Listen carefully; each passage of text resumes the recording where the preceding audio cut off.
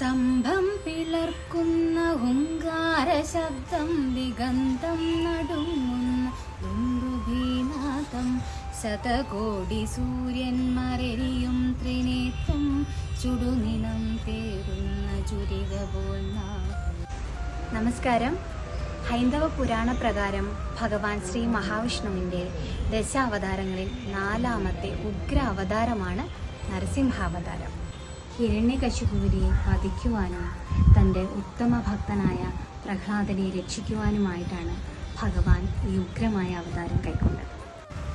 ഉറച്ച ഭക്തിയോടും വിശ്വാസത്തോടും കൂടി നമ്മൾ ഭഗവാനെ വിളിച്ചാൽ ആ ശക്തി ഉറപ്പായും നമ്മുടെ കൂടെ ഉണ്ടാകുമെന്ന് നമുക്ക് പ്രഹ്ലാദൻ്റെ ഭക്തിയിലൂടെ മനസ്സിലാക്കാൻ സാധിക്കും. ഇത് തൃക്കയിൽ ശ്രീ നരസിംഹമൂർത്തി ക്ഷേത്രം, അമ്പലപ്പുഴ തിരുവല്ല റൂട്ടിൽ തലവടി എന്ന് പറയുന്ന സ്ഥലത്താണ് ഈ ക്ഷേത്രം സ്ഥിതി ചെയ്യുന്നത്. പണ്ട് ഇവിടെ താമസിച്ചിരുന്ന അമ്മമാർ ഭഗവാൻ ശ്രീകൃഷ്ണൻ്റെ ഉത്തമ ഭക്തരായിരുന്നു. ആ അമ്മമാർ ഇവിടെ വന്നിട്ട് കൃഷ്ണ കൃഷ്ണ എന്ന് വിളിച്ച് കേട്ടിട്ടുണ്ട് എന്നാണ് പറയുന്നത്.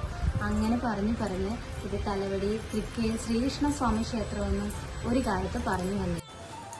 അതിപുരാതനവും മനോഹരവുമായ തലവടി തൃക്കയിൽ ശ്രീ നരസിംഹമൂർത്തി ക്ഷേത്രം സ്ഥിതി ചെയ്യുന്നത് പമ്പയുടെ കൈവഴിയുടെ തീരത്താണ്. അതുപോലെ തന്നെ ഇവിടെ ഭഗവാന് പാനകവും പാൽപ്പായസവും വഴിപാടായി നടത്താറുണ്ട്.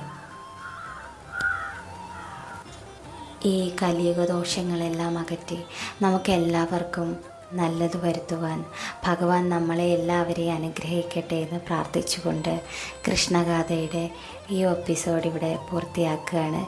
വീണ്ടും ഒരു വീഡിയോയുമായി കാണുന്നത് വരെ എല്ലാവർക്കും നന്ദി.